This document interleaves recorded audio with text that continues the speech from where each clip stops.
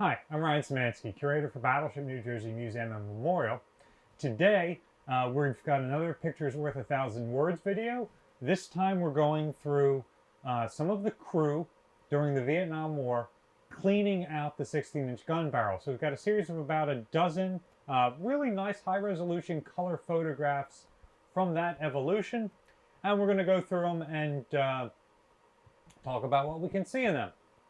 Remember, there is a link in the description below if you would like to send us pictures to use in future Pictures Worth a Thousand Words videos. That link takes you to my Facebook page, just because it's easier to share pictures on Facebook than it is in the YouTube chat section. And when you guys write, you should do a video on that picture of the ship firing her guns. Which one?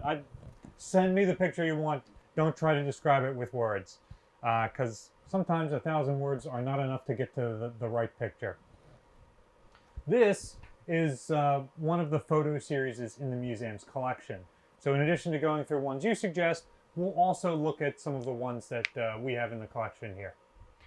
All right, so let's get started. First up, we've got a group of 3 sailors. Shirts off. This is during the Vietnam deployment. The tag said that it was in August of '68. So the ship is probably off of Long Beach at this point. She has not yet made it to Hawaii or made it to the gun line. So they've probably been doing some firing practice, and they are now cleaning out the guns. You can notice that these 3 sailors are on some sort of scaffolding. I believe that this is turret 3 that they are cleaning out. Let's go to the next picture. No, yeah, this is turret 3. You see the triangle that seems to be pointing at the left-hand sailor's butt. Those are some of the electronic countermeasures antennas that were installed on the main mast at the back of the ship. So this is us at the stern looking forward right now. It is, you can see this wooden plug coming out of the barrel. Someone asked me if that was a tompion. That is not. That is the actual bore brush that cleans out the barrel. It seems to be made out of a hardwood and then boar's hair bristles covered in a gun oil of some sort. You can see that there is a rope attached to the end. These guys' hands are blocking it, but there's a shackle that attaches it to the center there. And you can see that there's a hole down the middle for the rope to pass through. This is so that you can tie the rope off on a capstan at one end and pull the thing through, but also be able to have the rope go back in a loop so that you can pull it back through in the opposite direction as well.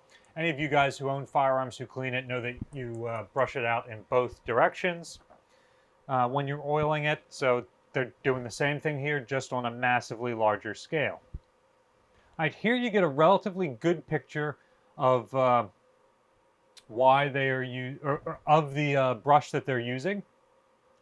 Now, this thing is covered in oil, so that might be why these guys' shirts are off. In addition to the heat, they don't want to get their clothes dirty. It's real difficult to get your oil to come out of a white t-shirt.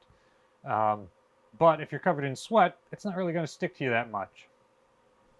Here's another picture in that series with this guy sitting on top of the barrel, climbing down onto the scaffolding without a harness. OSHA requirements do not apply for the United States Navy. So you guys can't report this one to OSHA. There's another good picture of the brush. In this one, you can see the ropes going down the barrel as well. Now, something interesting to point out here, you can see that the liner of the barrel, which is the darker colored inner ring, is roughly flush with the tube of the barrel, which is the light gray bit. As you fire the gun, that liner starts to pop out, which means that you've got to shave it off or else it'll crack the rifling. And we've done a couple of videos about this. There's one about the special lathe that you use to cut it off in the description below. There's one with really good lighting of this brush. So they've pulled it all the way through, and it looks like they're putting it in position to send it back through in the other direction. And here they are feeding it into the muzzle of the gun. You can see the wooden casing and then the boar's hair bristles that are in a spiral pattern around the edge. We still have several of the original wooden and boar's hair bore brushes around the ship. They were stored in the gun pits for some of the gun barrels. We have a couple that seem to be plastic with a synthetic bristle that were probably made in the 1980s. And we've got a couple of these original wooden ones. At least one of them appears to be unused. So it's unclear if they got a new one made during Vietnam and never ended up using it, or if there's a way to send it out and get the bristles replaced and got cleaned at the same time. I'm not entirely sure how that works. Here is the next one in the series. Again, they're trying to feed it through. You got these three guys. Again, it's being pushed in. You got a guy tailing the line here. One more time, here they are. They've got a rag, and they are wiping oil here on the inside of the barrel. The oil will act as a preservative to prevent rust. Oil being hydrophobic will keep water from sitting on the steel. Here he is wiping oil on again. Looks like the same thing. You can sort of see that the palm of his hand is covered in that black, shiny, really thick grease that they use. Yeah, there's a real good picture of this poor man's hand just covered in that grease. One other interesting thing to point out here, the fact that they are on scaffolding. Turret 1 and turret 3 can depress to -2 degrees, which would put the barrel at more or less deck level so you have access to it. Turret 2 can only depress to 0 degrees because that has its nearly sitting on the roof of turret 1.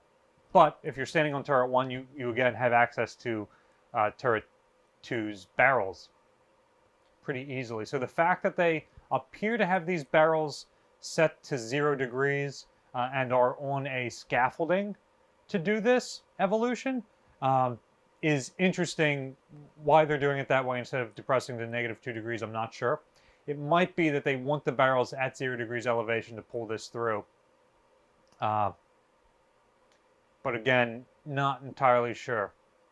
That is a series of pictures of the crew cleaning out the 16-inch guns. This one's real interesting to me because it shows that they're doing the same thing that I do with my 1911, just on a significantly larger scale. The principles of gunnery remain the same whether you're using a handgun, a rifle, or a piece of artillery that weighs 120 tons. So, remember, if you've got other suggestions for a picture's worth 1,000 words, there's a link in the description below to my Facebook page, so you can shoot it over to me. Make sure it is a picture of this ship, or at least an Iowa-class battleship.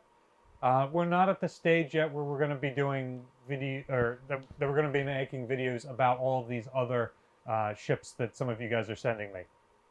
Battleship New Jersey receives operating support from the New Jersey Department of State, also from a number of other businesses and private individuals like yourselves. We really appreciate your support.